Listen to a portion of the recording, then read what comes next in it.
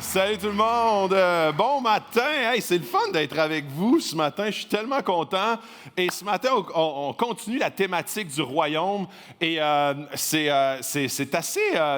c'est une thématique, en fait, que j'ai jamais prêché dessus. Et quand Jasmin me demandait, parce qu'on a toujours un plan, là, un plan de match pour la série. Puis là, dans le fond, il m'a envoyé ça, Apocalypse 21, versets 1 à 7. Et là, je me mets à lire ça. Puis je dis, ah, OK. Ouais, j'ai déjà lu ça, mais j'ai jamais approfondi. Puis, voilà une couple de semaines, ça tombe de même.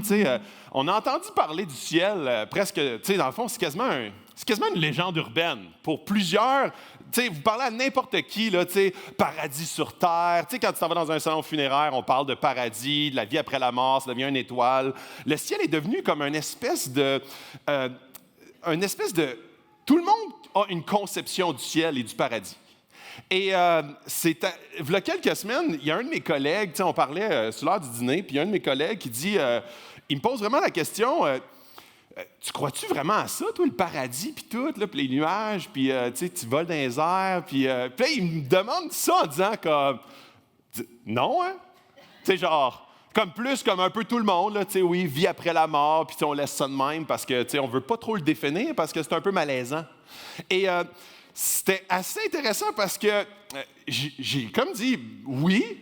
Puis là, moi, j'aime beaucoup, quand on est capable, supposons, quand on fait des prédications sur Jésus, la vie de Jésus, la mort, la résurrection, j'aime ça, amener des faits historiques, de la recherche archéologique. J'aime ça, brancher ça dans le réel, puis dire comment ça fait du sens au niveau, là, rationnel. Puis là, j'avais de la misère à, OK, c'est quoi que je prends pour mon levier comme rationnel du paradis? J'avais de la misère à y dire, oui, on a des preuves archéologiques. Non, OK. On a des preuves scientifiques. Non. On a des preuves. Puis là, j'essaie de penser, OK, il y en a-tu qui sont morts, puis sont un peu, là, des gens là, qui sont comme morts pendant 30 minutes, puis ils reviennent, puis ils ont vu le ciel. Oh oui, j'ai des... Là, j'avais rien, Puis même ça, sont toutes différentes, leur histoire. Fait que j'étais moi-même confus à y dire, ouais, mais je sais pas trop quoi te dire. Puis là, il dit, OK, mais ça ressemble à quoi? Puis si je te demande ça ressemble à quoi, je te le dis, je vais avoir à peu près 150 réponses différentes. Parce que notre conception du paradis, et même, là, c'est un sujet assez chaud dans certaines églises, pas ici parce qu'on n'a pas souvent prêché sur ce sujet-là, mais ceux qui pensent à 1000, pré-1000, puis si c'est des termes que vous ne connaissez pas, c'est normal parce qu'on n'a jamais parlé de ça, mais c'est des débats même qui créent des divisions dans certaines églises. Est-ce qu'on va souffrir le millénium? Comment ça va se passer? Puis ça devient quasiment des sujets qui sont un peu polémiques, fait qu'on n'en parle pas trop, puis souvent, ça devient quasi un sujet tabou au sein de l'Église. Et c'est intéressant parce que les premiers chrétiens, vraiment là, dans le premier siècle après Jésus-Christ, le ciel était un concept qui n'était pas un concept abstrait, c'est un concept qui était continuel. Même dans la Bible, on voit 725 fois le terme ciel. C'est pas un concept qui était anodin, isolé, un terme qu'il ne faut pas trop parler. En fait, c'est un terme qui revenait continuellement. Et la raison pour ça, c'est parce que le ciel et le paradis est une source d'espoir qui, eux, en avaient besoin. Pourquoi? Parce qu'ils souffraient incroyablement. Et puis là, je suis en train de devancer parce que j'ai différentes affaires que je vais vous parler de façon plus systématique. C'est drôle comment est-ce qu'à peu près tout le monde a une conception du ciel, chrétien, pas chrétien, athée ou quoi que ce soit. Il y a plusieurs, ta grand-mère veille sur toi, l'être cher devient une étoile, l'être aimé veille, reste à tes côtés. Tout ce concept-là de la vie après la mort, tu le reverras éventuellement. Tu arrives dans un salon funéraire, là, puis comme ce qu'ils vont dire, là, c'est jamais, là, OK, c'est un néant, il va pourrir, puis c'est fini. Jamais, hein? Je ne sais pas dans quel salon funéraire, là, mais l'habitude, c'est toujours, oui, on va le revoir, il est bien, il y a quelque chose qui se passe après. T'sais? Même si tu crois dans rien. Et toutes les religions du monde ont une vision. La religion bouddhiste, Krishna, eux autres, c'est toujours l'espèce de tu redeviens quelque chose, réincarnation. Dans le monde musulman, c'est vraiment comme, il y a comme un paradis, il y a un harem relié à ça. La notion du paradis existe dans toutes les nations du monde. Même les athées ont une construction propre à chacun d'eux par rapport à la vie après la mort. Et c'est un peu la raison, notre habilité à décrire le ciel, même nous autres, là, Et comme un peu deux enfants, deux jumeaux dans le ventre de leur mère qui essayent de décrire à quoi va ressembler leur vie en sortant. Et puis là, ils sont les deux ensemble, là, puis là, c'est une paraphrase, c'est une métaphore, d'accord? J'ai pas validé ça avec un micro, là, OK? Mais c'est comme les deux qui sont là, puis sont comme, hey, il paraît qu'on va marcher avec ces patentes-là, là. Il paraît qu'on va marcher puis même courir. Je dis, ah, sérieux? Il paraît qu'on va manger avec notre bouche, là. Ça passera plus par le nombril prédigéré, là, comme en bouillasse, puis ça va rentrer direct là. Non. Ça va rentrer en notre bouche, puis on va croquer avec des affaires qui vont nous sortir éventuellement, après 2-3 mois là, après qu'on soit sorti. Il y a des affaires blanches qui nous sortent dans la bouche, puis ça sert à faire ça de même, avec des affaires qui vont faire des fois crunch, des fois. Puis après ça tombe ici, puis ça va ressortir en bas. Puis pareil, ça va être le fun de faire ça. On va faire ça 3 fois par jour, c'était des égal, puis on va faire, oui, on paye-tu 150$ pour aller faire ça? Il paraît qu'on va avoir des... Tu sais, nos yeux, là, ils sont fermés de même, mais il paraît que ça va sourire. Puis on va voir des affaires, toi, qu'on n'a jamais vues, là. Jamais, là. On va voir des affaires, là, des couleurs, je sais pas c'est quoi. On va voir des formes, des textures, ça va être... il paraît que c'est beau. Il paraît qu'on va pouvoir même voir des créatures. 4 pattes, 2 pattes, poilues, toi avec des griffes, avec des affaires qu'on ne peut même pas imaginer en ce moment. La meilleure, toi. Il paraît qu'on va avoir des bouts de tissu à journée longue sur le dos. Puis ça, il paraît que c'est le fun. Il paraît que ça va être le fun même, plus que ce qu'on peut imaginer maintenant. Et souvent, on ressemble à ça, à essayer de décrire le ciel. On est comme, hey! Puis, OK. Juste entre toi et moi, là. Des fois, on a peur du ciel. Moi, en tout cas, c'est une question que je me suis rendu compte que quand il me posait cette question-là, j'avais peur de décrire le ciel. Parce que j'étais comme, je ne sais pas comment décrire ça pour que ça a l'air vraiment pas si plate que ça, genre une pratique de chorale éternelle, tu sais, un 12 heures d'église tous les jours avec un 8 heures de preach, ça c'est mon rêve plutôt, là, mais comme, tu sais, le genre, ça, puis ça, c'est le fun, là. Ça va être vraiment le fun, là. Tu sais, on va faire une soirée de louange pendant 8 heures, puis après ça, tu sais, on va se promener en couche avec des harpes, puis ça va être malade, là, tu sais. Puis tu sais, comment tu essaies de décrire ça? C'est exactement comme les deux jumeaux dans le ventre. Tu es comme limité, parce que tu essaies de décrire une réalité inconnue, qu'on n'est pas conscient, puis on a de la difficulté à le saisir. Un écrivain éminent, un éminent écrivain athée, Isaac Asimov, dit ceci: « Chaque fois que je pense à propos du paradis, cela me rend déprimé. Je préfère cesser d'exister quand je mourrai. Je ne supporte pas l'idée d'un ennui sans fin et ennuyeux. À moi, le paradis ne sonne pas beaucoup mieux que l'enfer. Je préfère être anéanti que passer l'éternité comme ça. » Et ça devient d'une façon ou d'une autre, et si je te demande d'être honnête, certains d'entre nous admettraient que c'est un peu ce qu'on ressent parfois sans l'admettre, là, tu sais. Et la Bible nous donne une image très, très, très différente. Et c'est mon but ce matin, à la fois des joies du ciel et des tourments de l'enfer, mais vous devez savoir lire le symbolisme, et c'est ce qu'on va tenter de faire. Jean, qui a écrit l'Apocalypse, conclut sa révélation à la fin, là, dans le chapitre 21, avec une vision, parce que comprendre ces choses-là fera beaucoup, beaucoup pour façonner notre vie actuelle et comment est-ce qu'on va vivre notre vie. Et c'est vraiment le but ce matin de ce que j'aimerais qu'on puisse faire ensemble. Et avant qu'on se lance, vous savez, le désir de l'ennemi est souvent de nous rendre très confus par rapport au ciel. Parce que le ciel est une source d'espoir. Et Randy Alcorn, qui a écrit un livre sur le ciel, sur le paradis, il dit ceci, il dit « L'ennemi tente souvent de rendre confus 3 choses, la personne de Dieu, le peuple de Dieu et les places de Dieu. Un de ses mensonges favoris est ce qui touche au ciel. Ça rend flou le après-vie, ça nous rend flou sur notre vie actuelle en fonction de l'après-vie qui est floue. Et ça crée une vie chrétienne qui a de la difficulté à se grounder, à se brancher sur pourquoi est-ce que je vivrais différemment ma vie par rapport à ce qui est le futur. Fait que très souvent, dans l'Église, on va avoir tendance à dire, ce qui est important, c'est ce que Jésus... Puis on a fait une série il n'y a pas longtemps, « Aime Dieu, aime ton prochain ». Alors ça, c'est groundé, puis ça, Jésus a dit ça, c'est les commandements les plus importants. Et on dit ça, c'est concret. Vis ta vie en fonction de tout ça.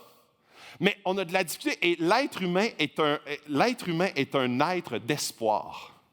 Il vit toujours d'espoir en espoir. Et tantôt, je vais vous donner plusieurs exemples par rapport à ça. Mais quand on ne réussit pas à créer une image claire de l'espoir futur, ça rend extrêmement léger notre branchement de notre vie actuelle. Alors, ce matin, c'est ce qu'on va passer au travers. Alors, je vais commencer, je vais prier. Je vais vous lire le texte au complet, dans le sens des 7 versets, puis ensuite de ça, on va les décortiquer. Dieu, on te demande que ce matin, ta parole puisse nous parler individuellement et collectivement.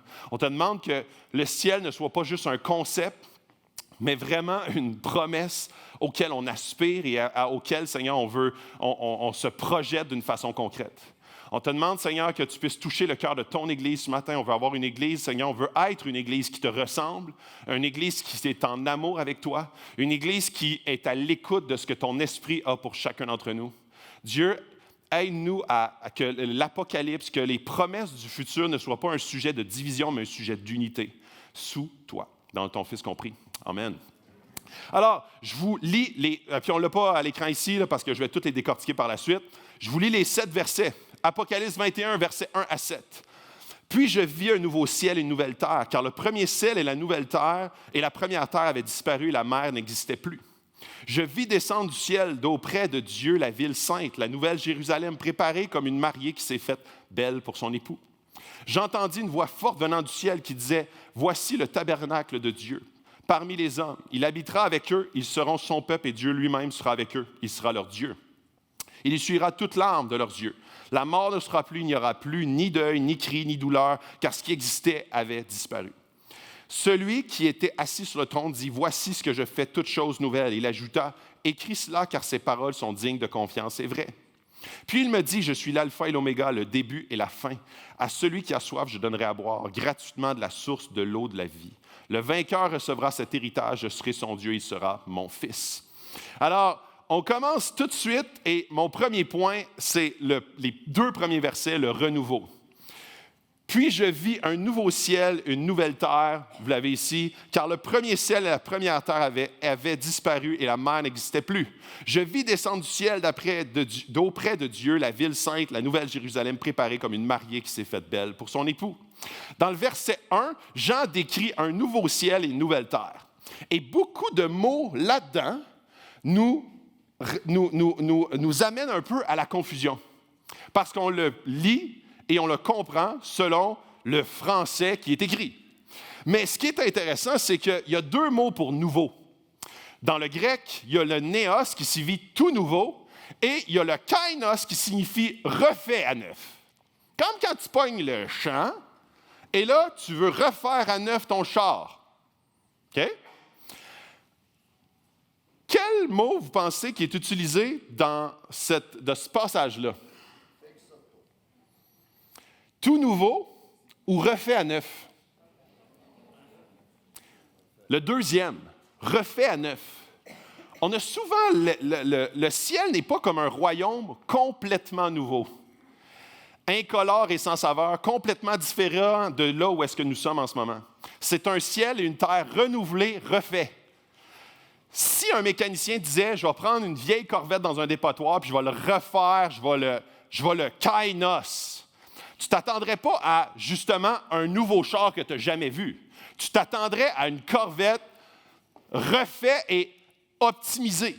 Une nouvelle version flashy, gonflée, pimpée. C'est la même chose qui se produit avec le nouveau ciel et la nouvelle terre. Le théologien britannique qui a fait une portion de sa vie seulement sur le ciel et le paradis, s'appelle N.T. Wright, dit que nous en avons un aperçu dans la résurrection de Jésus. Et j'ai trouvé ça super intéressant, qui sont appelés, puis je vais vous le lire un peu plus tard ce matin, qui est appelé la prémisse de la nouvelle création, le premier fruit. Jésus est le premier fruit de la nouvelle création. Les prémices sont les premiers de la récolte, ce qui veut dire que ça donne un échantillon de ce qui va venir après. C'est ce qu'était la résurrection de Jésus, un aperçu de notre avenir et de l'avenir du monde. Il y avait une continuité avec le passé. Pourquoi? Parce que Jésus, quand il est ressuscité, et les gens le reconnaissaient, mais tu sais, genre, tu sais, ils l'ont pas reconnu tout de suite, là. Tu sais, quand ils l'ont vu, là. Puis là, les femmes, ils parlaient avec, puis là, ils pensaient que c'était le jardinier. Fait qu'il m'annait, puis là, genre, il m'annait, oui! Fait que, tu sais, c'est comme, il y a quelque chose de ressemblant, mais pas complètement. Les gens, ils mangeaient de la nourriture, ils mangeaient du poisson. Mais son corps n'avait pas les mêmes limites. À un moment donné, il pénètre dans une pièce. Tu sais, genre, il apparaît dans la pièce. Fait que Jésus avait un corps glorifié. Exactement comme nous, on va avoir un corps glorifié. Donc, ce n'est pas un corps complètement différent. Ce n'est pas un corps complètement que tu ne reconnais pas. Ce n'est pas un corps qui ne peut pas manger parce qu'il mange. Puis N.T. Wright dit, un jour, Dieu fera du cosmos entier ce qu'il avait déjà fait avec Jésus ressuscité. La résurrection de Jésus est l'apéritif du repas complet de la restauration et de ce qui vient. La bande-annonce du film à succès de la rédemption. En d'autres termes, le nouveau ciel et la nouvelle terre sont tout ce que nous aimions du ciel et de la terre ancien, moins la malédiction du péché. Il y a un mythe. Et là, attention, là, moi, ce matin, puis depuis le temps là, que j'ai lu plusieurs théologiens par rapport à ça, puis là, j'essaie de comprendre toute l'espèce de polémique qui se trouve autour de ce sujet-là. Et il y a un mythe, puis là, je vais essayer d'être un peu là, stratégique, comment je vais le dire, mais la plupart des chrétiens croient qu'un jour, on va aller au ciel. Mais en fait, puis là, c'est basé sur plusieurs versets. Là. Je vais vous préparer une place, Jésus qui monte au ciel. Il y a même un passage dans 1 Thessaloniciens 4,16, puis ça, c'est le verset central qui nous fait penser qu'on monte au ciel. En effet, le Seigneur lui-même, a un signal donné à la voix d'un archange, au son de la trompette de Dieu, descendra du ciel, et ceux qui sont morts en Christ ressusciteront d'abord. Ensuite, nous, qui serons encore en vie, nous serons tous ensemble enlevés avec eux sur des nuées à la rencontre du Seigneur dans les airs. Et ainsi, nous serons toujours avec le Seigneur. Encouragez-vous donc les uns les autres par ces paroles. Et là, on se dit, OK, fait que dans le fond, l'éternité, toute la vie, à côté, sur les nuages, bon, ben, c'est pas mal ça, là, en couche sur les nuages, pas mal ça qu'on a comme ici. Et ça, c'est super intéressant, c'est un gros sujet. En fait, les chrétiens ne vont pas monter au ciel, mais le ciel va descendre sur terre. Et là, il faut comprendre la fin des temps. La fin des temps, il y a 4 étapes. Okay? La première étape, c'est quand quelqu'un meurt, tu sais, quand le larron est sur la croix, puis il dit, aujourd'hui même, tu seras au paradis avec moi. Donc, quand quelqu'un meurt, et ici, tout le monde a eu des proches qui sont morts, leur âme se retrouve dans la présence de Dieu instantanément. Quand on dit le paradis, le ciel, le concept du ciel, c'est d'être réuni avec Dieu. Le concept du ciel, c'est pas genre un endroit quelque part entre Uranus et Pluton. Là, c'est le ciel, et là, ils montent là, puis ils reviennent. C'est pas ça. Le ciel, c'est la présence de Dieu. Et pour la première étape de toutes les morts en Christ, ils se retrouvent dans la présence de Dieu instantanément. Leur âme se retrouve dans la présence de Dieu instantanément. Mais leur corps reste ici et, malheureusement, il pourrit. La deuxième étape, puis ça, c'est la mort physique, apporte l'âme des chrétiens, elle est en présence de Dieu jusqu'à la résurrection. On n'a pas beaucoup d'informations sur cette phase-là. Il y en a qui appellent ça le ciel intermédiaire. C'est vraiment pas un purgatoire. C'est pas un endroit où est-ce que tu restes pour genre te faire fouetter jusqu'à temps que tu ailles payer la nécessité pour monter en haut. C'est pas ça du tout. Lorsque tu meurs, tu vas immédiatement à la présence de Dieu. Ce n'est pas non plus un sommeil de ton âme. Genre, tu es inconscient du temps, puis une matinée, comme ça passe de même, puis tu ressuscites. Ça, c'est l'étape 2. Le jour de la résurrection, les morts en Christ ressusciteront. Les morts, puis ça, c'est identique à Jésus. Quand Jésus est ressuscité, les morts en Christ ressusciteront de la même façon avec un corps glorifié. Ensuite, puis ça, c'est la question qui amène beaucoup de tension, c'est la troisième étape, le millénium. 1000 ans, ça se retrouve dans Apocalypse 20. Et ça, c'est l'élément qui apporte beaucoup de tension parce qu'il y a des gens qui disent, est-ce que les chrétiens restent en haut pendant ce temps-là, puis qu'il y a des gens, puis là, Jésus vient gouverner, mais les chrétiens sont en haut. Il y en a qui disent, non, on est en bas, on gouverne avec Jésus. Donc, il y a plusieurs tangentes par rapport à ça. Donc, je n'adresserai pas le millénium comme tel, le ciel sur la terre, un renouveau de la terre, le royaume de Dieu pendant ces 1000 ans-là. Une chose est sûre, c'est Apocalypse 21. Fait que souvent, l'espèce de dissension ou l'espèce de confusion qui existe, c'est souvent par rapport à la troisième étape, le millénium. De quelle façon ça se produit? Mais en fait, ce n'est pas ça l'éternité. L'éternité, c'est la quatrième étape. Le nouveau ciel et la nouvelle terre, Apocalypse 21. Donc, vous avez Apocalypse 20, qui est l'étape du millénium, Apocalypse 21, qui est l'éternité, le nouveau ciel, la nouvelle terre, exactement le passage qu'on a lu. Alors, permettez-moi de skipper la troisième étape. Il y a plein de je dirais, théories, pensées, théologiens qui ne s'entendent pas sur l'étape 3, mais l'étape 4, tout le monde s'entend pour dire, OK, ça ressemble à l'éternité. Je vais parler de ça pas mal plus ce matin. Un nouveau ciel, une nouvelle terre, les beautés de la création sont rehaussées, ses plaisirs renforcés et nos limites supprimées. Franchement, Acte 21. J'ai parfois le vertige moi-même d'imaginer ce que ce sera. Puis là, moi, ça m'a fait du bien de penser à ça. Parce que c'est rare que j'ai pensé à quoi ça va ressembler, parce que souvent, j'étais mêlé dans les étapes. T'sais. Là, j'étais vraiment, OK, c'est très confus dans ma tête. Et là, j'ai décidé de m'enligner sur l'étape 4. Ça, c'est l'éternité. C'est ce qui est comme très... Puis Dieu nous a rendu clair, puis il n'y a pas infiniment d'informations, mais assez d'informations pour nous donner un espoir ultime. À quoi va ressembler l'Hawaï glorifié et céleste? Ce que vous voyez maintenant est la version déchue. À quoi ressemble la version réelle, restaurée? Quel est le goût d'un filet mignon glorifié? Qu'est-ce que ça fait de manger dans un resto 5 étoiles glorifié? À quel point les films glorifiés sont-ils diversifiants avec divertissants, en tout cas, avec Tom Cruise qui joue dans tous les films? Au ciel, on connaîtra un plaisir sans douleur, une beauté non entachée par la malédiction. Là-bas, c'est du chocolat favori, de la barbe à papa tous les jours, puis c'est bon pour la santé. Et le brocoli vous fait prendre du poids. Il y a un aréna où les Canadiens gagnent toutes les années la Coupe Stanley. Vous avez compris que ce n'est pas tout à fait ça, mais ce qui est tout à fait ça, c'est où est-ce que le ciel n'est pas une invention complètement qu'on ne peut s'imaginer. C'est une terre où est-ce Dieu reprend ce qu'il a créé et il enlève la malédiction du péché pour nous faire vivre exactement son désir à l'origine de. Ce n'est pas quelque chose qu'on ne peut pas du tout s'imaginer. On est là et on dit, il paraît. On est capable de figurer certains aspects, mais on dit, c'est encore mieux. Le paradis ultime, puis Tim Keller dit une année, il dit, le ciel n'est pas tant une tarte au ciel qu'un festin sur terre. C'est cette notion-là du paradis, où est-ce qu'il est déconnecté de notre réalité actuelle.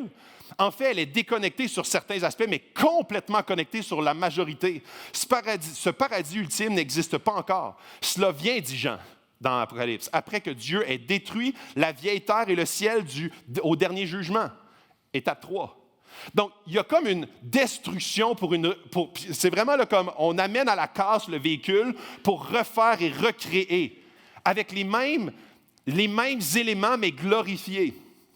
Maintenant, vous dites, attendez, mais la Bible ne parle-t-elle pas de la présence de Dieu au ciel?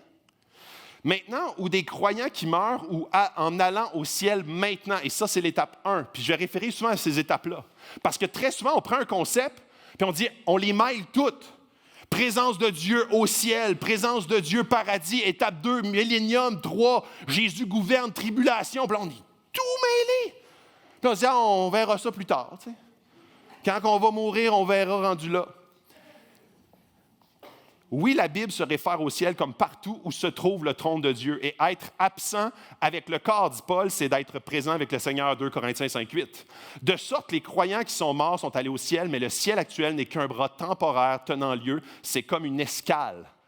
Et cette notion-là de comme transition, d'étape, mais l'éternité reste toujours avec les mêmes prémices. Deuxième point, la réunion, la rencontre. Apocalypse 21, verset 3. J'entendis une voix forte venant du ciel qui disait, « Voici le tabernacle de Dieu parmi les hommes. Il habitera avec eux, ils seront son peuple et Dieu sera lui-même avec eux. Il sera leur Dieu. » Jean a une vision du futur. Ce n'est pas un groupe de gens individuels déconnectés les uns des autres qui part au paradis. C'est plutôt le paradis qui vient sur terre. Ce n'est pas du tout pareil. Le nouveau corps, nouvelle terre, nouveau monde. Dans le royaume de Dieu, tu marches, tu manges, tu fais des câlins, tu joues avec, parce que Jésus a mangé un poisson, tu manges. Premier fruit du paradis dans son corps glorifié, ce qui est dit, tantôt j'ai parlé de Jésus. Je ne suis pas un fantôme, dit Jésus. Touche, vois, je suis physique. Ça, c'est des éléments exactement du corps glorifié de Jésus que nous-mêmes, on va avoir. La nature de cet espoir n'est pas juste un snack au ciel, mais un festin sur terre. Le désir pour le monde que l'on n'a jamais vu et eu. Il me semble que j'aspire à de quoi de mieux, plus beau, plus harmonieux. Et chaque être humain aspire à cela. Chaque être humain aspire, sans le savoir, ce désir, cette pensée de l'éternité. On aspire au corps que nous n'avons jamais eu, l'amour que l'on n'a jamais eu, les relations qu'on n'a jamais eues, la plage qu'on n'a jamais eue, le monde qu'on n'a jamais eu. Parce qu'on a été créé ainsi à l'image de Dieu. Dieu sera avec eux, verset 3. C'est ça la clé. Il y a plusieurs aspects qu'on peut s'imaginer, mais l'aspect fort et clé, c'est le fait que Jésus et Dieu sont parmi son peuple. Tous les éléments de la malédiction sont partis. La caractéristique principale du tabernacle dans l'Ancien Testament, le tabernacle était la maison de Dieu. Et quand on dit c'est le tabernacle de Dieu, c'est la présence de Dieu partout sur terre. Avant, la présence de Dieu était à un endroit. Et c'était dans le lieu très saint que tout se passait parce que Dieu était là. Là, c'est que le lieu très saint se passe à la grandeur de la planète. Ça change complètement. Pourquoi? Parce que nos relations sont restaurées.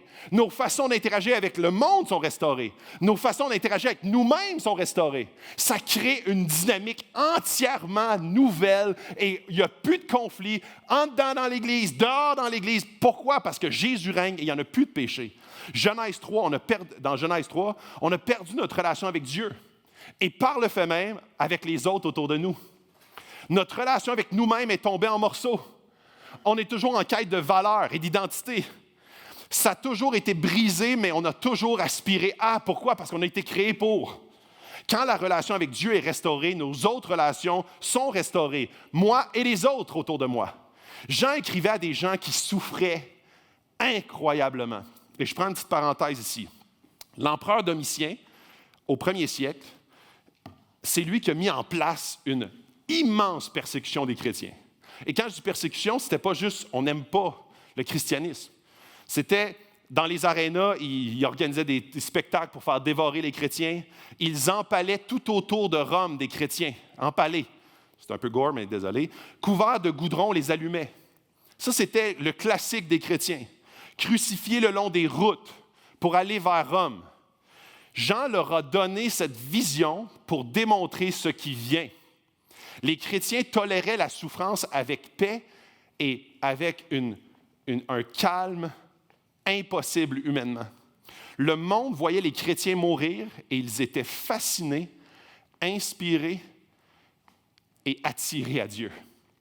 L'humain est une créature formée et modelée par l'espoir. Tu vis maintenant en fonction de ce que tu crois par rapport à ton futur. Supposons que tu es aux études et que tes études sont très difficiles. Qu'est-ce qui te fait tenir à faire tes études? Normalement, c'est soit la passion pour ce que tu fais actuellement ou c'est vraiment la job que ça va te donner plus tard. Quand tu es en train de pousser lors d'un accouchement, puis ça, je ne peux pas le dire en connaissance de cause, mais en étant témoin d'eux, c'est clairement pas... Tu vis pour l'espoir que l'enfant va sortir, va être le désir d'enfanter. N'importe quelle souffrance qui t'amène à être toléré pendant un long laps de temps est souvent motivée par l'espoir du futur. Je lisais dans un livre une histoire de 2 hommes condamnés, puis ça fait pas très longtemps, 10 ans de prison. 10 ans de prison dans un pays du Moyen-Orient. Et l'un a découvert que sa femme et ses enfants avaient été tués juste avant de rentrer, et l'autre, ses enfants et sa femme l'attendaient. Et ça me faisait penser à l'histoire de Raif Badawi. Raif Badawi, qui ça fait 10, 15 ans, qui est en prison en Arabie Saoudite pour quelque chose qu'il a mentionné. Et ses enfants et sa femme l'attendent ici à Sherbrooke. Elle a passé il n'y a pas longtemps, Saïdar, Raif, non, c'est quoi son prénom? Comment? Ansaf Saïdar. Ansaf Saïdar. Et je trouvais ça tellement édifiant et inspirant de voir lui, dans le fond, puis à un certain moment donné, puis on entendait la voix au téléphone de Raif Badawi qui avait plus d'espoir. Et il commençait à dépérir. Puis là, elle a dit, tes enfants t'attendent ici, ta femme t'attend ici, reprends sur toi, tu as un futur. La meilleure façon d'influencer son présent, c'est son futur. Tu vas sortir, ça va se régler. Et là, elle martèle ça depuis des années pour lui rappeler son espoir futur. Et Puis dans le fond, les deux hommes qui rentrent pour 10 ans de prison, un que sa femme et ses fils sont décédés, ses enfants sont décédés, et l'autre qui a un espoir futur, le premier est décédé après 2 ans et demi en prison. Il s'est laissé dépérir, n'avait plus d'appétit, se laissait dépérir tranquillement. L'autre est sorti après 10 ans de prison. Pourquoi? Parce qu'il avait un espoir du futur. Si je te dis aujourd'hui que tu vas faire une job aliénante pendant la prochaine année, aliénante, la plus aliénante, donnez-moi des suggestions. Qu'est-ce qui est plate comme job? Laver les toilettes. Comment?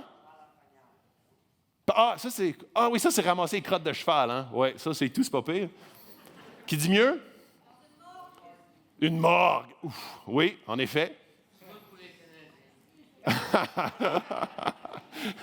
Je répéterai pas ça.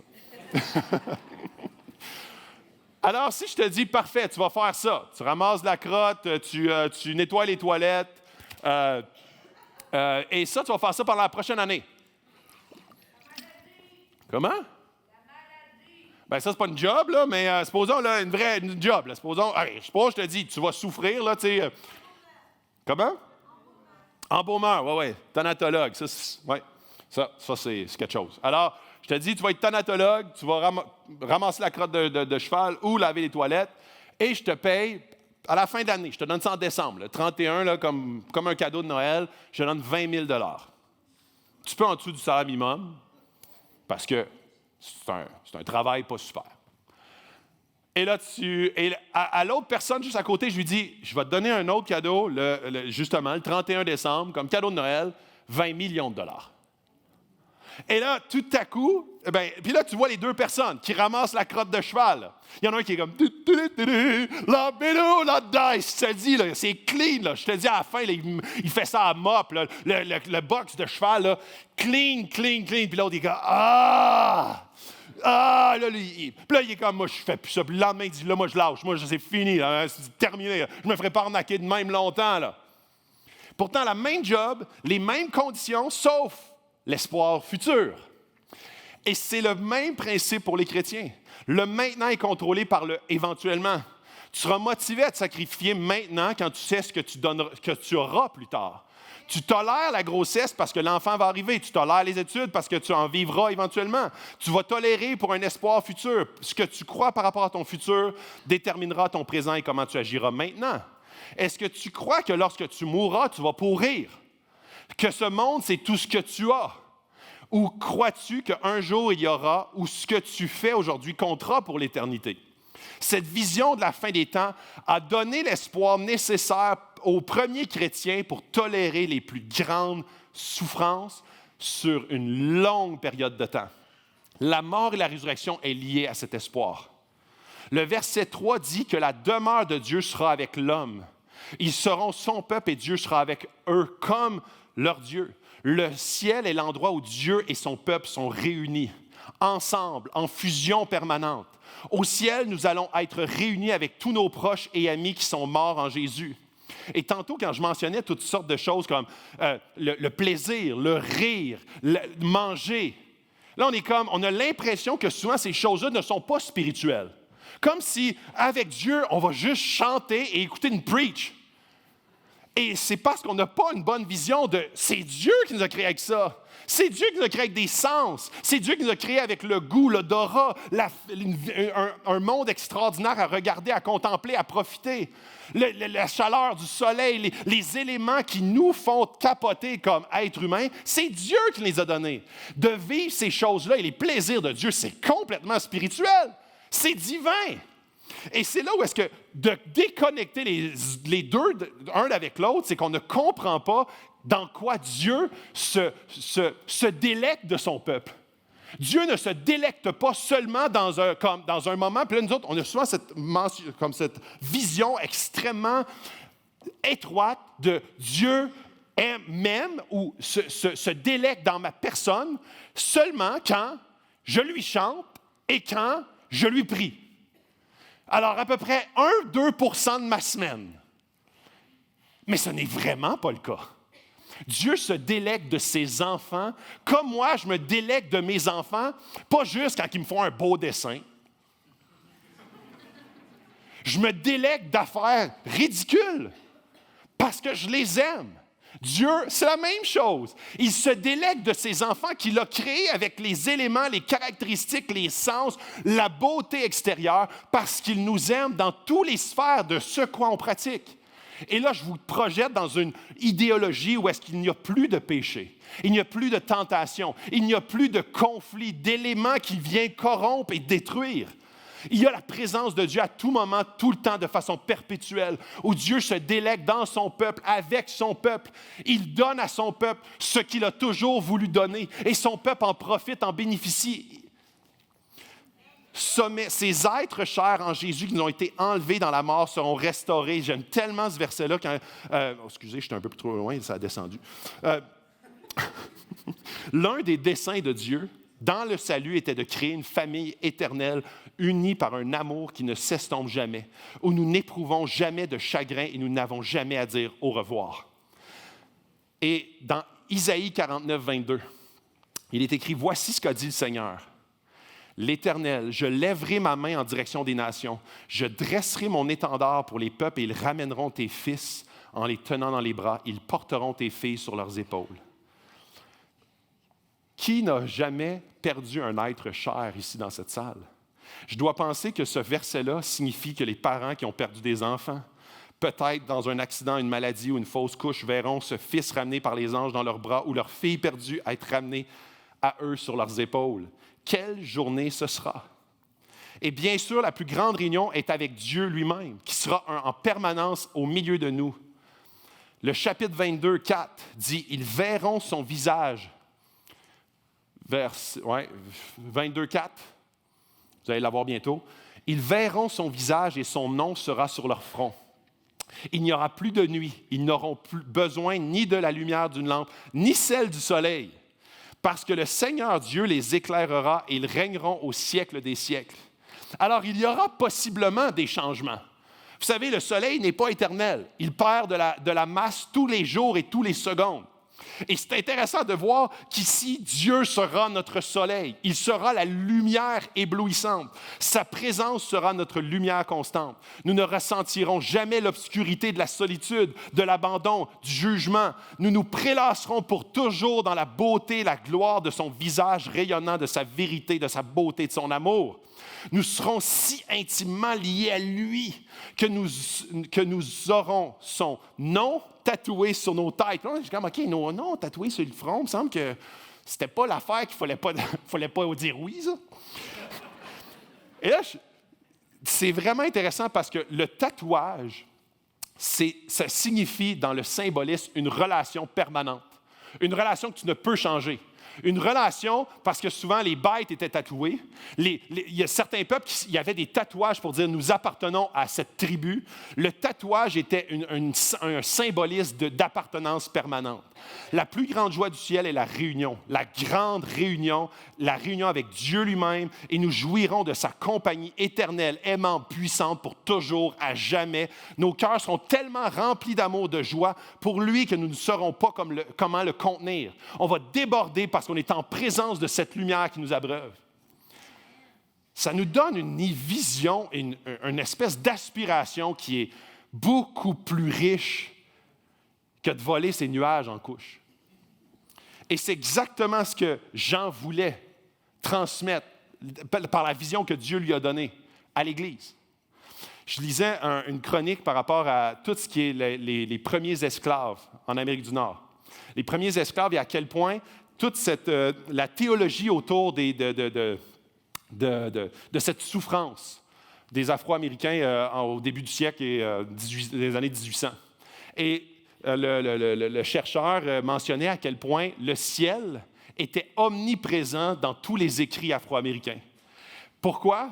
Parce qu'ils étaient esclaves, mais pas esclaves comme dans le Nouveau Testament. Ils étaient des esclaves qui étaient littéralement non considérés humains. Ils étaient battus, souvent tués. Leurs enfants, imagine, tu as des enfants et le meilleur qu'eux autres peuvent espérer, c'est de mourir esclaves. Maltraités, battus. Très souvent même, les enfants étaient enlevés très, très jeunes pour être vendus. Ça, c'était l'espoir terrestre que les Afro-Américains avaient dans le pire de l'esclavage, surtout dans le sud des États-Unis. Et la raison pour laquelle tout ce qui traite et tout ce qui touche au ciel devenait si important, c'est que leur espoir dans cette vie terrestre était quasi nul. Pas de façon juste comme quelques années, là, on va se faire puncher puis martyriser un peu. C'est littéralement, tu nais et tu vas mourir esclave. Et eux, la vision du ciel leur permettait justement de garder le clan ensemble, de garder la famille ensemble, de garder la joie d'eux.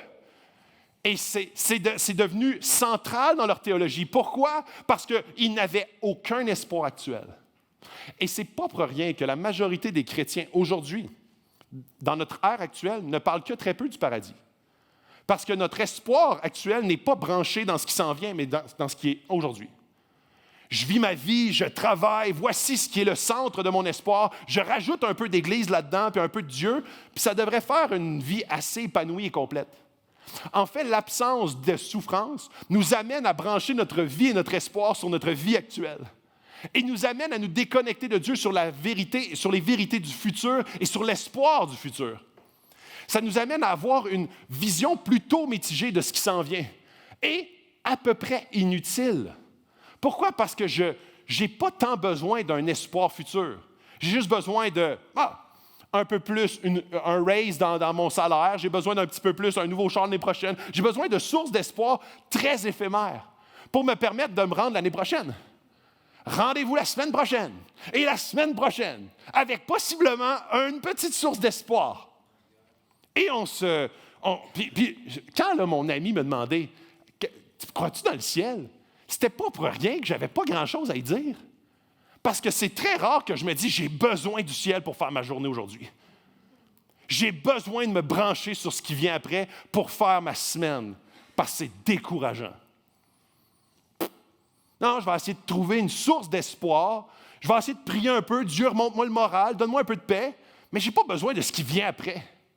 Et c'est une des carences du christianisme d'aujourd'hui. Une carence de voir que le plan de Dieu est beaucoup plus que tu ailles un petit peu des petits plus aujourd'hui. Là. Un petit remontant. Là. Yes! Oh yeah! On est bon pour 24 heures. Un petit à la semaine prochaine. On va remonter le moral la semaine prochaine. Dieu a beaucoup plus comme volonté, désir pour son Église que ça. Et c'est pour ça que moi, en étudiant ça, je me suis dit, wow! Hey, je passe à côté d'une source d'espoir, puis le désir de Dieu de nous communiquer ça, c'est justement que je me branche à cette source qui s'en vient. Puis de dire, je veux que moi et ma famille serviront l'Éternel. Je veux que ça devienne quelque chose, un moteur. Je veux que mes amis connaissent Dieu. Je veux que mes parents, ma famille élargie connaissent Dieu. Pourquoi? Parce que c'est beaucoup plus que, ouais, Dieu va te permettre de passer au travers de ton épreuve aujourd'hui, là. Tu sais, peut-être. Prie un peu, là. Prie pour l'appel, là, qui s'en vient. Non, goûte à ce qui s'en vient au ciel que Dieu a réservé pour son Église.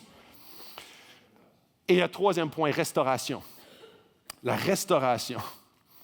Et ça, on voit ça dans le chapitre 21, le verset 4. Et tu peux le mettre.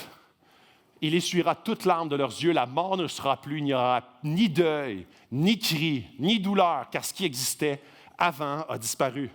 Pas de douleur signifie que pas de maladie chronique, pas d'articulation douloureuse.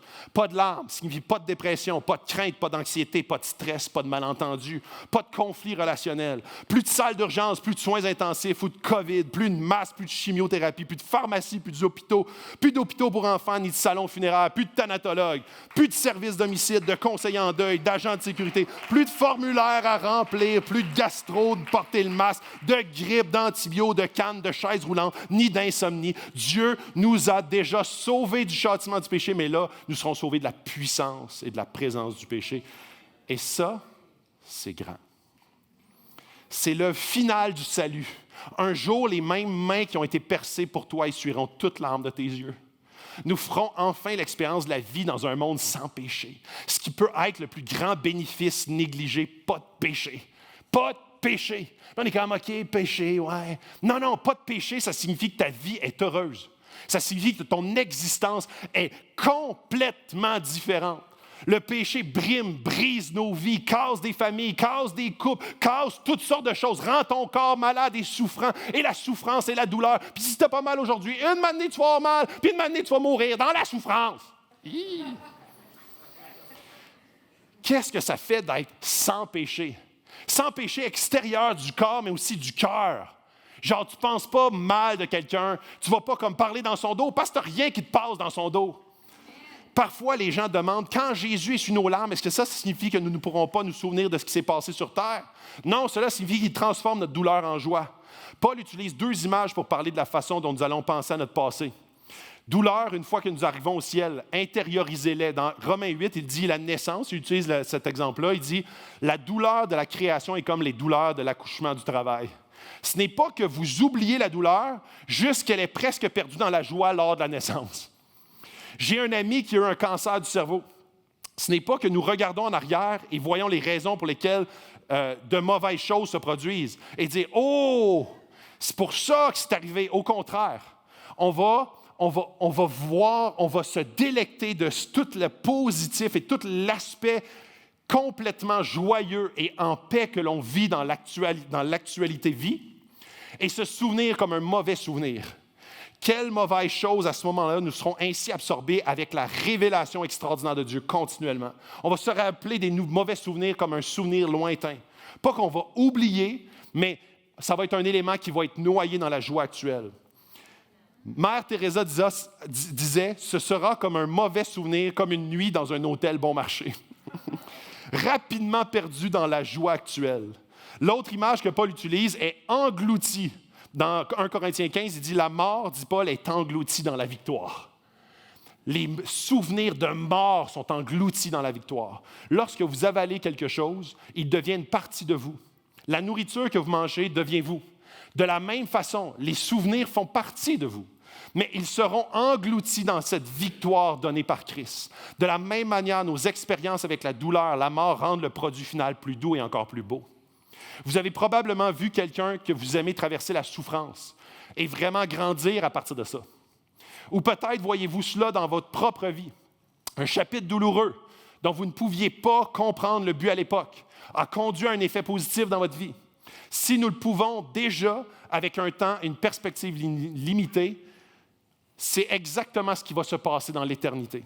Comment nous sentirons-nous quand nous irons au ciel et verrons comment Dieu a utilisé chaque instant de votre vie pour tisser sa beauté et sa gloire dans l'éternité?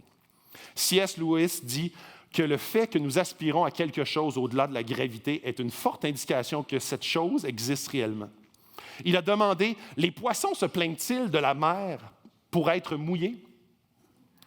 Ou s'ils le faisaient, ce fait ne suggérait-il pas fortement qu'ils n'avaient pas été ou n'étaient pas destinés à être des créatures aquatiques?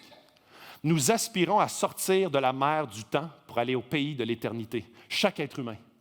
Pas pour rien que l'entièreté de l'humanité croit à la vie après la mort. Puis quand je dis croit, ils ne croient peut-être pas dans leur présent, mais quand ils sont confrontés à la mort, c'est extrêmement puissant dans l'être humain de croire à la vie après la mort.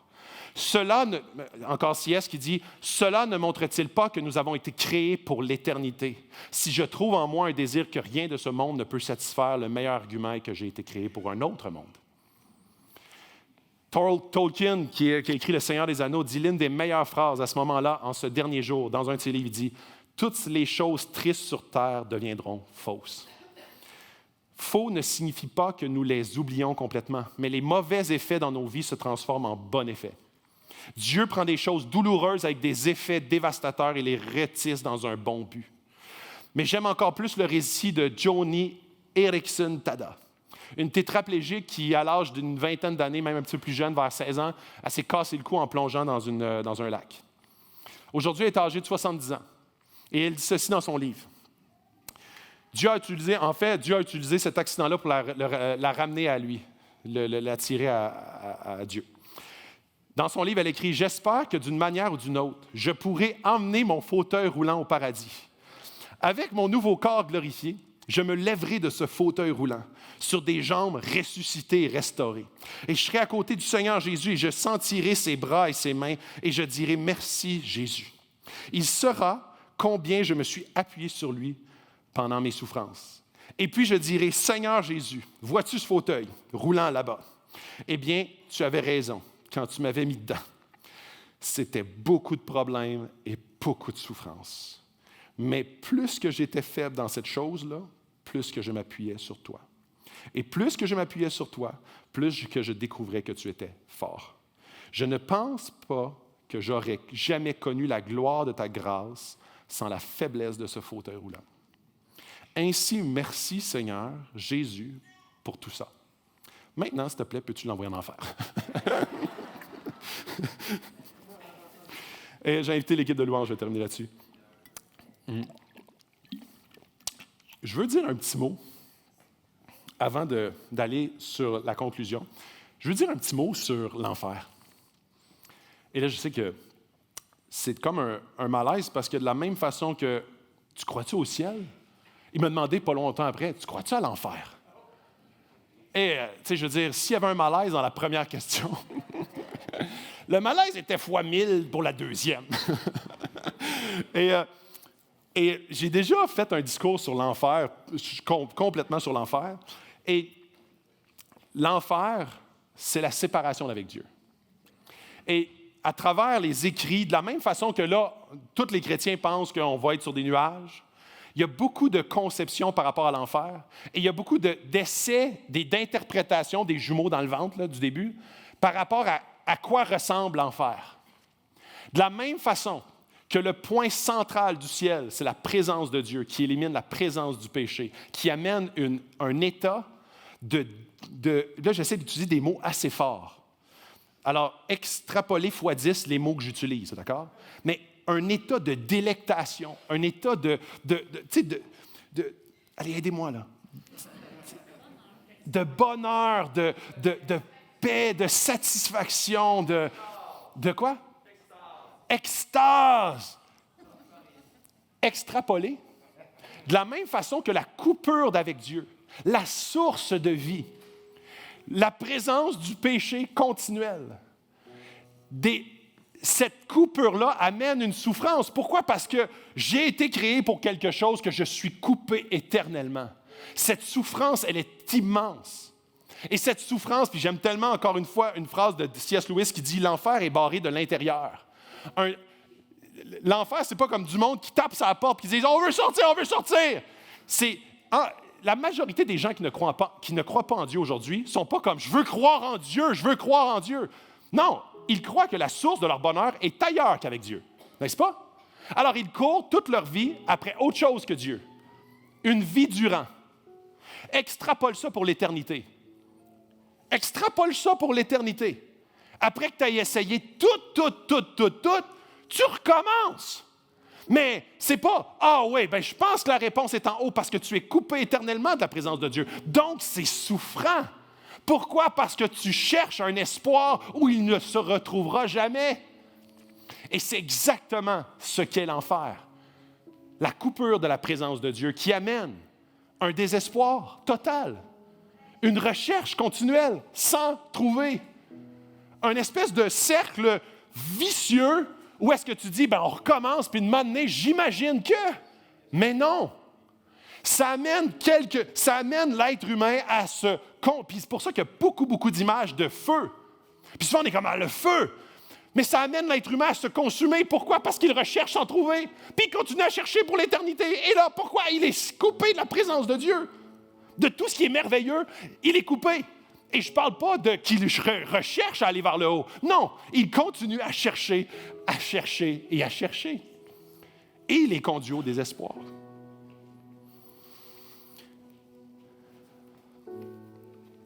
Alors, de la même façon que la résurrection amène, la résurrection de tous les chrétiens amène à éventuellement être dans la présence de Dieu.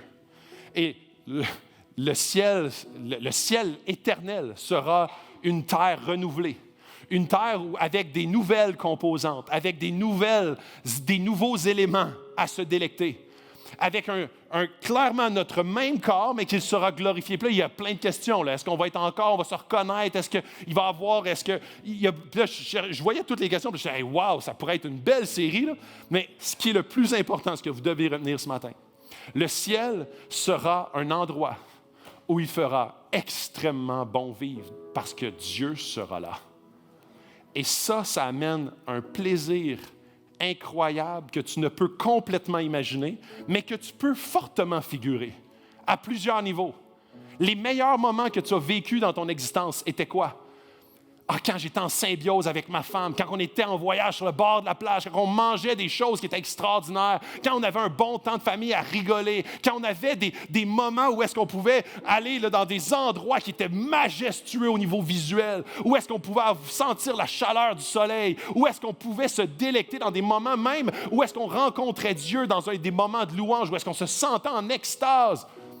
Ça pour l'éternité parce que Dieu est là. Le péché n'est plus. La corruption, le brisement de l'être humain avec Dieu dans sa relation n'est plus. La connexion, elle est rétablie d'une façon complète et entière pour l'éternité. Je te dis, il n'y aura pas de temps mort. Il n'y en aura pas de temps mort. Dans 1 Corinthiens 15, 23, il est écrit, « Mais cette résurrection s'effectue selon un ordre bien déterminé. Le Christ est ressuscité en premier lieu comme le premier fruit de la moisson. Ensuite, au moment où il viendra, ceux qui lui appartiennent ressusciteront à leur tour. Puis viendra la fin, lorsque le Christ remettra la royauté à Dieu le Père, après avoir anéanti toute domination, toute autorité, toute puissance hostile. Il faut en effet qu'il règne jusqu'à ce que Dieu ait mis tous ses ennemis sous ses pieds. Et le dernier ennemi qui sera anéanti, c'est la mort. » Jésus est appelé le premier fruit. Jean a écrit cela pour une raison bien précise, pour un groupe de personnes, pour leur donner un espoir vivant maintenant. Pas plus tard, maintenant, parce que ce qui va arriver plus tard est extraordinaire. Dans Apocalypse 21, verset 6, « À celui qui a soif, je donnerai à boire gratuitement de la source de vie. » Jésus, quand il rencontre la femme au puits, dans Jean 4, le même Jean, là, « Tu n'auras plus jamais soif, dit Jésus à la femme, parce que je veux te donner la vie éternelle. » Puis la femme, elle pense qu'il parle d'eau, mais Jésus parle, « Non, je veux te donner moi, parce que tu as soif. Tu cours après toutes sortes d'éléments pour combler ta soif spirituelle, pour combler ce pourquoi tu as été créé. » Et on peut essayer de combler ça avec toutes sortes d'affaires. Des relations, une carrière, le sexe, être populaire, avoir une réussite humaine. Et on comble ça pour un certain temps. Et là, on est sec encore parce qu'une année, il y a un échec. Ou une année, on devient vieux. Puis une année, on devient souffrant. Puis une année, on s'approche de la mort. Puis une année, tout ça sur quoi j'ai bâti ma vie devient « c'est la fin de. » Et là, je me dis « je suis sec. » Et Jésus dit « Je ne veux plus que tu n'aies jamais soif. » Les plus profonds désirs de ton âme, l'amour, valeur, appartenance, d'être en relation, Jésus dit, quand Jésus était sur la croix, il a dit « J'ai soif ». Jésus a expérimenté la soif cosmique spirituelle pour que nous n'ayons plus jamais soif. Jésus a expérimenté la perte d'espoir total pour que nous retrouvions l'espoir ultime. Il n'est pas juste mort, mais il est ressuscité. Il est le premier fruit de ce renouveau vers quoi on va. Peu importe ce qui t'arrive en ce moment, Dieu renouvellera, restaurera, guérira. Jésus veut t'apporter un espoir renouvelé au cœur de ce monde sans but, sans lui. Pourquoi tu vis aujourd'hui? Question pour toi. Pourquoi tu te lèves le matin? Question pour toi. Pourquoi tu te sacrifies jour après jour pour tout ce qu'il y a dans ta vie? Jésus a expérimenté la mort spirituelle pour que tu puisses expérimenter la vie éternelle. Et en commençant maintenant avec un espoir renouvelé actuel, Jésus n'est pas juste mort, mais il est ressuscité pour démontrer qu'il est le premier fruit de ce qui s'en vient. Veux-tu ce matin expérimenter la source d'eau vive? Jésus. Veux-tu remettre ta vie entre les mains de ce Jésus qui apporte espoir aujourd'hui? Il est la source d'eau vive. Aujourd'hui, pour ton espoir que tu penses avoir ou pour que l'espoir que Jésus veut implanter en toi. Pour maintenant, le futur de ta vie, mais surtout le futur de ton éternité. Crois-tu qu'il est mort, ressuscité pour toi, pour te pardonner de tes péchés, pour restaurer ce lien entre Dieu et les hommes? Veux-tu passer l'éternité en sa présence? Et peut-être que jamais dans ta vie tu as fait ce pas de faire un pas vers Dieu. Peut-être que ce matin, tu rentres ici pour la première fois et tu te dis, je viens explorer un peu, je viens entendre. Et peut-être que c'est la première fois que tu te fais interpeller pour dire, tu as un choix à prendre par rapport à Dieu, à Jésus, à cette source d'eau vive. Et Jésus, de la même façon qu'il s'adresse à la jeune femme au puits, il dit, je ne veux plus que tu aies jamais soif. Je suis la source d'eau vive. Jésus te dit la même chose ce matin. Et ça se peut que tu sois un chrétien depuis plusieurs années, que tu as déjà fait ce pas vers Dieu. Mais qu'en même temps, ton cœur et nos recherches d'espoir finissent par se brancher par autre chose que Dieu, par sa source et par son éternité. Et on commence à perdre le pourquoi on se sacrifie et le pourquoi on souffre et le pourquoi on veut restaurer les relations avec des réconciliateurs autour de nous. Pourquoi est-ce qu'on veut se donner? Pourquoi est-ce qu'on veut vivre pour Dieu à tous les moments? Pourquoi on veut continuer à combattre pour nos enfants qui ne suivent pas Dieu? Pourquoi est-ce qu'on veut continuer à se sacrifier pour que notre couple puisse avoir une connexion harmonieuse? Pourquoi? Parce que Dieu est notre source, parce que Jésus est mort pour nous. Il veut briser la puissance du péché, la présence du péché. Il veut surtout qu'on fixe nos regards sur ce que Dieu nous interpelle à être aujourd'hui en fonction du futur à venir. Et ce matin, je veux passer un temps pour vous donner l'occasion de répondre à Dieu. De répondre à Dieu par seulement une décision, un pas. Un moment où est-ce que vous allez justement faire un pas vers Dieu. Et par la suite, il y a un cheminement qui s'enclenche. Un cheminement où est-ce que c'est une poursuite, une discussion avec Dieu, un moment où est-ce que Dieu va vous visiter, va vous enseigner, va peut-être venir guérir certaines portions de vos cœurs, venir parler à vos blessures les plus profondes. Donc, c'est pas ce matin, là, boum, bang, fini. C'est un cheminement qui commence, une aventure avec Dieu. Et de se refixer nos regards sur son paradis, sur l'espoir ultime de chaque chrétien sur terre. Je vais prendre un temps de prière. Et dans ce temps de prière-là, je vais vous donner l'occasion de pouvoir répondre à Dieu. Répondre à Dieu. Et dans le premier chant qu'on va faire, c'est « Je m'abandonne ». Je m'abandonne. Et c'est tellement approprié par rapport à ce que Dieu nous appelle à faire dans sa main. Abandonne-toi à lui ce matin. Dieu, on vient devant toi. Merci premièrement pour ta parole qui est tellement puissante pour nous enseigner, pour nous donner une image de ce qui vient et qui, moi, ce matin, me gonfle à bloc sur cet espoir que tu déposes devant nos yeux. Cet espoir de ce pourquoi tu es venu pour restaurer cette relation entre Dieu et les hommes par Jésus. Merci, Jésus, d'avoir eu soif sur la croix, d'avoir subi la perte d'espoir totale pour me redonner espoir. Merci, Jésus, d'avoir eu soif pour que je n'ai plus jamais soif. Merci, Jésus, parce que tu as pris sur toi le fardeau qui m'était réservé pour que je puisse vivre en fonction de l'éternité, du futur, ma vie présente. Je veux prier pour les gens dans cette salle et les yeux fermés, tête baissée. Je veux prier pour ceux qui, pour la première fois, veulent faire un pas vers Dieu. Je prie, Seigneur, pour les gens qui veulent s'approcher de toi ce matin. Je te prie, Seigneur, que tu puisses vraiment amener un vent de conversion, d'humilité, de repentance. Que les personnes qui ce matin veulent faire un pas vers Dieu, que chacun d'entre vous puissiez, de votre place, faire une prière envers Dieu. Vous pouvez le faire dans votre cœur, vous n'êtes pas obligé de le faire à voix haute, mais que vous puissiez vous dire à Dieu, oui Dieu, je veux te suivre. Pardonne-moi pour mes péchés. Je veux être restauré. Je veux avoir cet espoir de ne plus avoir soif et de courir après des choses qui ne me rempliront jamais. Dieu, donne-moi la vie éternelle par le sang de Jésus. Ce n'est pas une phrase magique, c'est seulement un état de cœur par rapport à ce que tu as compris ce matin. Et pour les gens qui se sont déconnectés de Dieu depuis quelque temps, qui se sentent à sec, je veux prier également pour vous que vous puissiez vous rebrancher à Dieu. Dieu, puis vous pouvez de la même façon prier dans votre cœur. Ce n'est pas une phrase précise. Dieu, je te demande de venir restaurer mon cœur, me rebrancher à toi. Je veux que tu me redonnes une révélation fraîche par ton esprit du sacrifice de Jésus à la croix, pour que je puisse être restauré dans mon être intérieur, pour vivre ma vie actuelle en fonction de cet espoir futur que tu déposes devant nos yeux dans ta parole. Dieu vient aujourd'hui créer en moi une paix, un amour renouvelé, restauré et et nourri par ton esprit qui m'habite. Dans ton Fils qu'on prie pour ta gloire. Je vous demande de garder les yeux fermés, les têtes baissées. S'il y a des gens qui ont fait cette prière, je vous demande de lever la main. Merci. Je vous demande de lever la main. Merci, merci, merci, merci, merci, merci. Gloire à Dieu, gloire à Dieu.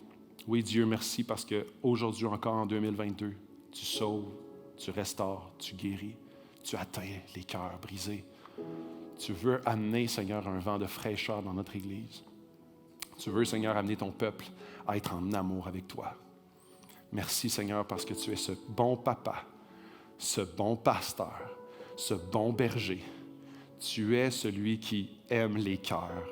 Tu aimes les cœurs brisés pour mieux les restaurer. Dans ton Fils qu'on prie. Amen. Je vous demande de vous lever tous ensemble. On va passer un temps dans la louange. Je m'abandonne. Je m'abandonne. Bon matin, Axe.